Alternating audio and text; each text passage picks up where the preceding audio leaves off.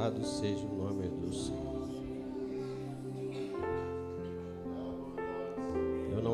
Eu não sei como que esse último louvor falou com você, mas eu sei como que ele falou comigo. Sabe? E eu vou dividir com você como ele falou comigo, porque pode ser que esteja falando da mesma forma com você e você talvez não entendeu como que Deus falou. Só Moisés teve a oportunidade de contemplar Deus por uma fenda, porque só Moisés teve coragem de subir ao monte. Só Davi venceu o gigante, porque só Davi teve coragem de vencer o gigante. Nós não vivemos o sobrenatural de Deus, porque nós não temos coragem de encarar isso. Não vivemos o sobrenatural de Deus e vivemos uma vida lamentando o que está nos acontecendo nos turbilhões de problemas, porque nós não temos coragem de dizer que temos um Deus que tem todo o poder.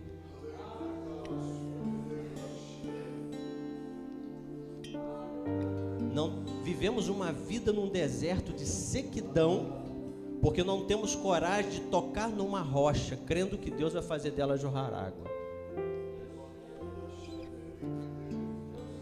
Não temos coragem de conquistar as terras que Deus já deu para cada um de nós, porque nós não temos coragem de atravessar o Jordão.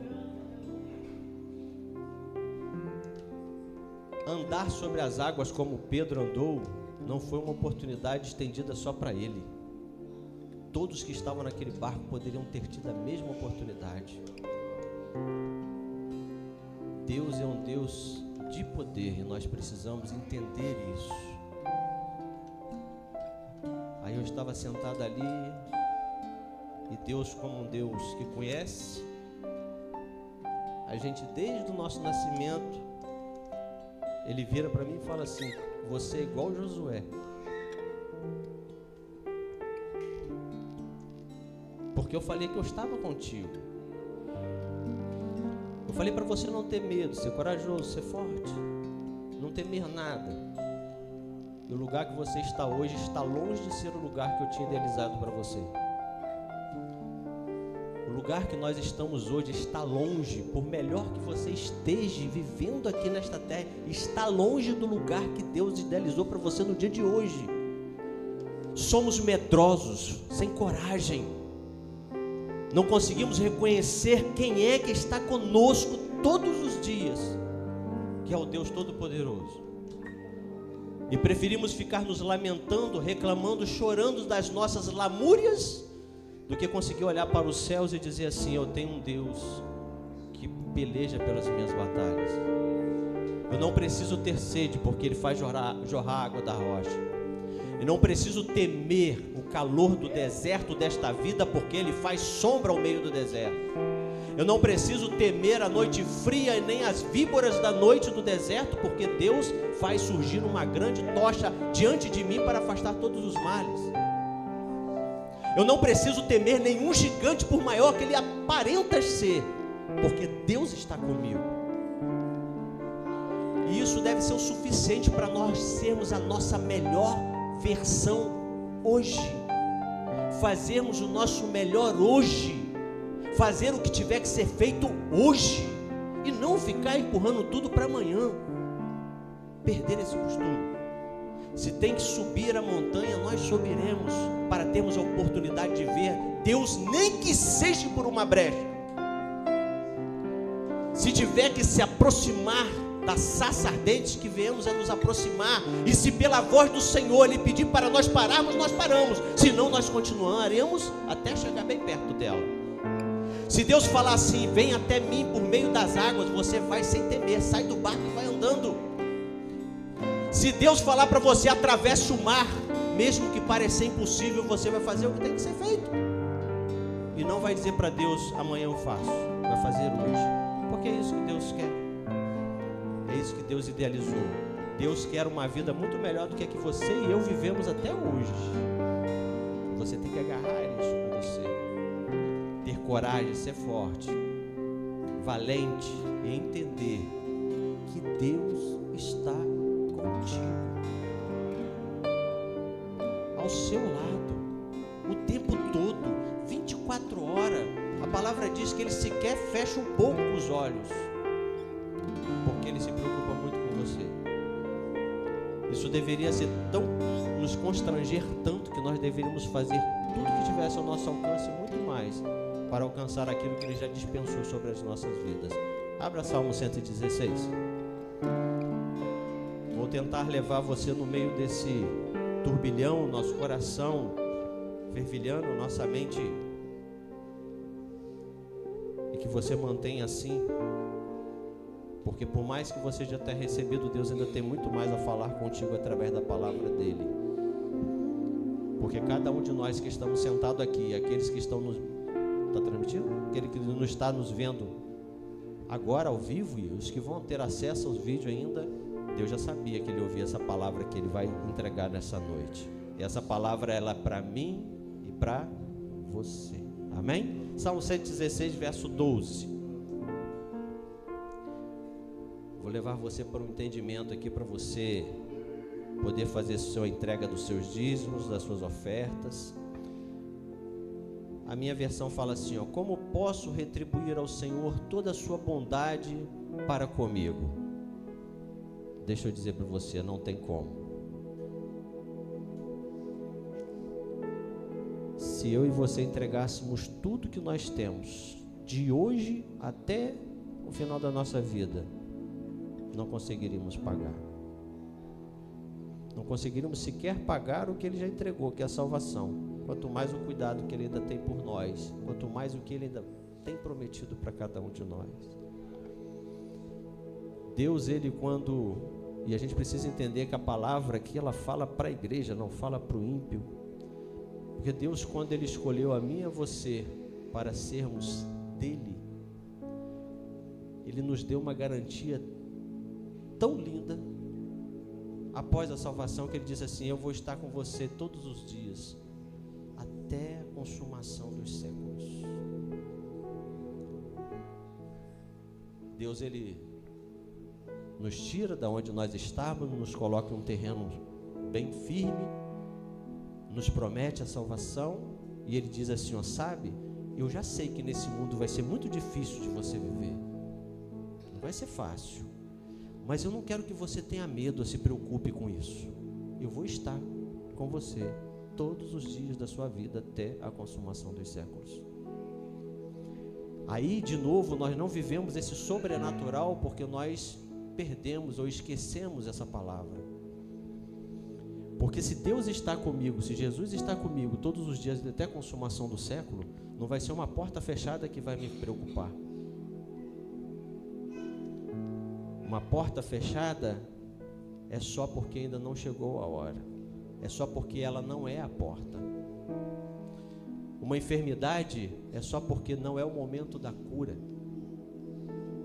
Existe algo ainda para você passar, para você aprender, mas Deus, Ele tem o poder de curar. E aquilo que mais faz com que nós, seres humanos, tememos, aquilo que mais nos preocupa, que é a morte. Aí Jesus fala assim: morte? O que é morte? A sua morte, a minha morte, ela só é a continuação por uma vida muito melhor e muito maior do que essa.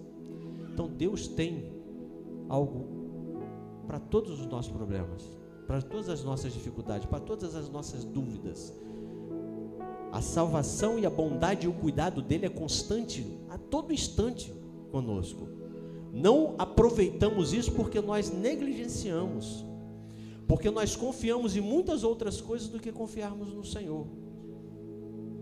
Porque se nós confiarmos verdadeiramente nesta palavra de que Deus está conosco todos os dias até a consumação do século, que por incrível que pareça, até hoje eu só vi que realmente Paulo entendeu isso, aí eu consigo, mesmo que eu esteja passando por algo que agora não parece ser bom para mim, aí eu consigo ter o entendimento que se Deus está comigo, de alguma forma isso tem a ver com a minha vida, isso vai ser muito bom para mim em algum momento.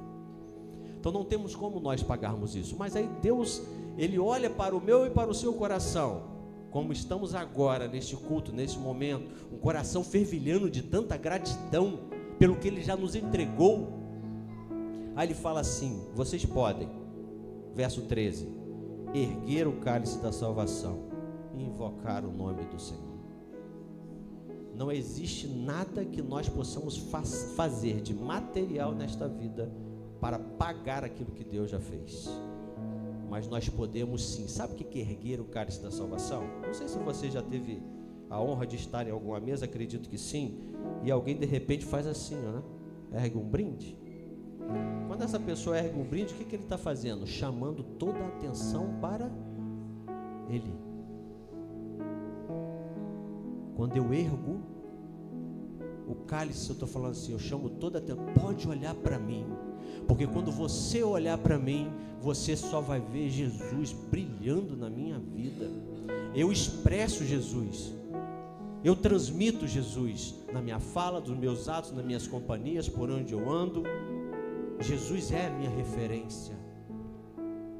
É por isso que quando você estiver passando por algum tipo de dificuldade nessa vida, deixa eu te entregar uma chave, e alguém chegar perto de você, principalmente se for um ímpio, você e perguntar como que está a sua vida, você vai dizer assim: está tudo muito bom.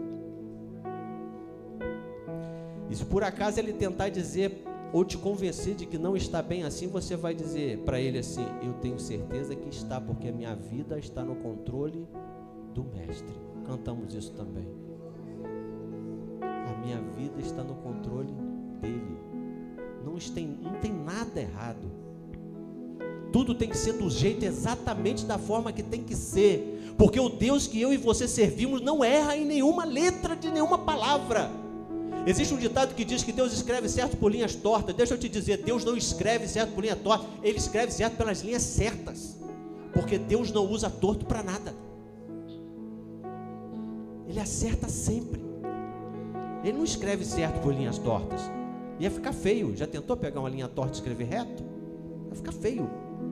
Deus escreve certo por linhas certas. Deus é o Deus. E eu e você precisamos erguer esse cálice. É a forma de nós honrarmos ao Senhor. A salvação que Ele nos concedeu e a bondade dEle de estar conosco em todos os dias das nossas vidas. Aí o verso 14 fala assim, ó: mais uma coisa que você pode fazer: cumprirei para com o Senhor os meus votos. Deixa eu te dar um segredo que você precisa fazer. Cuidado com as suas emoções. A Bíblia nos fala que o culto nosso tem que ser racional. Emoção não cabe. E quando você estiver muito emocionado, cuidado para você não fazer igual camarada aqui muito emocionado. Ele falou assim: a primeira que eu encontrar após a batalha, esta eu entregarei, sacrificarei ao Senhor. A minha e a sua vida tem que ser sem emoções. Ó, nós temos emoções, né? O que eu quero dizer é quando você precisa ser racional com Deus. Deus não exige nenhum voto meu e seu. Mas deixa eu te dizer um negócio: quando você faz um voto, Ele espera que você cumpra. Por isso que nós não podemos ser emocional nesse momento, porque senão nós podemos ser levados a fazer um voto ao Senhor, de que depois eu me arrependa de ter feito, ou melhor, não deveria se arrepender, porque Deus vai fazer a parte dele. Porque sempre que eu e você fazemos um voto a Ele, pode ter certeza que a parte dele Ele cumpre. Agora, se você não cumprir a sua, você está em débito com Ele. Então, nesse momento que você possa honrar ao Senhor com seus dízimos, com as suas ofertas e com aquele voto, que eu tenho certeza que muitos de nós já fizemos e já deixamos de cumprir. Amém?